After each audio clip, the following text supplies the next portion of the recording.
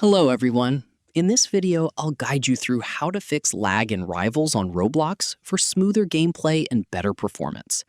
First, close all background apps running on your device, especially browsers, downloads, or recording software, because they can use RAM, CPU, and internet bandwidth while you play. Next, restart your device and router to clear temporary network issues that may be causing ping spikes or frame drops. Now, open Roblox, join Rivals, press Escape, go to Settings, and lower the graphics mode from automatic to manual. After that, reduce the graphics quality to a lower level for more stable FPS during matches.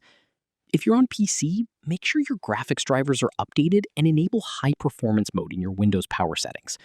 Laptop users should also keep the charger plugged in while gaming for maximum performance.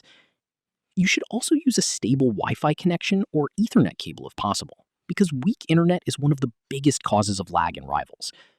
Avoid joining servers far from your region, since distant servers increase ping and delay.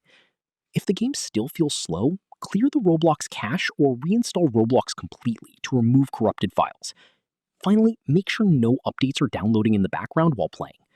After these steps, Rivals should run much smoother, with reduced lag and better responsiveness in Roblox. Subscribe to the channel for more videos.